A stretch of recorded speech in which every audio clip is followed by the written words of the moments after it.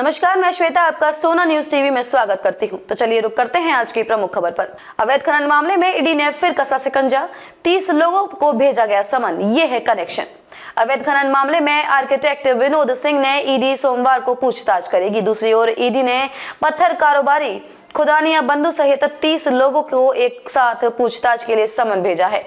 ED ने बीते 3 जनवरी को साहिबगंज में छापेमारी करने के बाद विभिन्न बैंकों में मौजूद 30 खातों को फ्रीज कराया था। अब इन सभी 30 खाताधारकों को ईडी ने समन भेजकर पूछताछ के लिए बुलाया है। इसमें से 17 जनवरी से पूछताछ शुरू होगी। फ्रीज खातों में जमा पैसों का प्रयोग फिलहाल नहीं किया जा सकता। खातों से जुड़े लोग अब ईडी के रडार पर हैं। इससे पहले ईडी ने बीते 11 जनवरी को साहिबगंज डीसी रामनिवास यादव को पूछताछ के लिए बुलाया था। हालांकि ये ईडी के समक्ष उपस्थित नहीं हुए थे। झारखंड कैबिनेट सचिव वंदना दादेल ने ईडी को पत्र लिखकर यह जानकारी मांगी थी कि राज्य सरकार के अफसरों को किस आधार पर समन भेजा गया है। उनका यह पत्र पूर्व में पुलिस मुख्यालय की ओर से भेजे गए पत्र के आलोक में ही भेजा गया है। सूत्रों के अनुसार ईडी को अब तक की जांच में यह जानकारी मिली है कि अवैध खनन में किराए पर लिए गए खातों का भी उपयोग किया जाता है। सेल कंपनियों के जरिए निवेश करने के साक्ष्य भी छापेमारी के दौरान ईडी को मिले हैं। इन खातों में करोड़ों रुपए का लेन देन हुआ है। उल्लेखनीय है कि ईडी ने 3 जनवरी को सीएम के प्रेस सलाहकार अभिषेक प्रसाद उर्फ पिंटू, साहिबगंज डीसी रामनिवास यादव, डीएसपी राजेंद्र दुबे सहित अन्य लोगों के घर छापेमारी की थी। इसी दिन ईडी ने राजस्थान, बिहार और बंगाल में भी करीब 12 स्थानों पर सर्च ऑपरेशन चलाया था। सर्च के दौरान 30 खातों को जांच एजेंसी ने फ्रीज कराया था।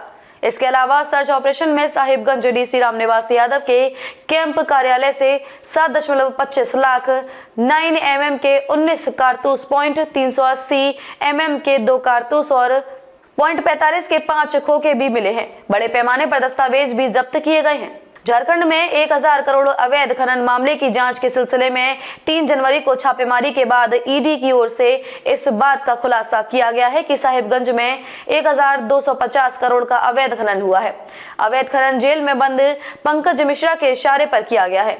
ईडी की जांच में पता चला है कि 23.26 करोड़ घन फीट से अधिक का अवैध खनन हुआ है। ईडी को यह भी पता चला है कि साहिबगंज इलाके में बड़े पैमाने पर अवैध खनन का काम किया जा रहा है, जिसका बाजार मूल्य 1250 करोड़ है। अवैध खनन की सीमा की पड़ताल करने के लिए ईडी अफसरों के साथ राज्य सरकार के प्रशासनिक, वन, खनन, प्रदूषण नियंत्रण अधिकारियों द्वारा विभिन्न क्षेत्रों में निरीक्षण किया गया है। ईडी अफसरों पर हमले के 2 और आरोपी गिरफ्तार। पश्चिम बंगाल के उत्तर 24 परगना जिले के संदेशिखाली में गत 5 जनवरी को प्रवर्तन निर्देशालय ईडी टीम पर टीएमसी समर्थकों द्वारा किए गए हमले के मामले में रविवार को 2 और लोगों को गिरफ्तार किया गया है। मामले में पकड़े गए आरोपियों की संख्या अब 4 हो गई है। ईडी अधिकारी ने बताया है कि एक आरोपी को नाजात में एक मछली पकड़ने के कारखाने से गिरफ्तार किया गया है, जबकि दूसरे को उत्तरी 24 परगना जिले के मिनाखा से पकड़ा गया है। संदेशिखाली में टीएमसी नेता शाहजहां शेख के समर्थकों द्वारा किए गए हमले में 3 ईडी अधिकारी घायल हुए थे। साथ ही उपद्रवियों ने गाड़ी में तोड़फोड़ के साथ उनके सामान भी छीन लिए हैं। इस मामले में रिपोर्ट भी मांगी गई थी। खबरों में अब तक के लिए बस इतना ही। फिर होगी आपसे मुलाकात ऐसी किसी बड़ी खबर के साथ। तब तक के लिए नमस्कार और देखते रहिए सोना न्यूज टीवी।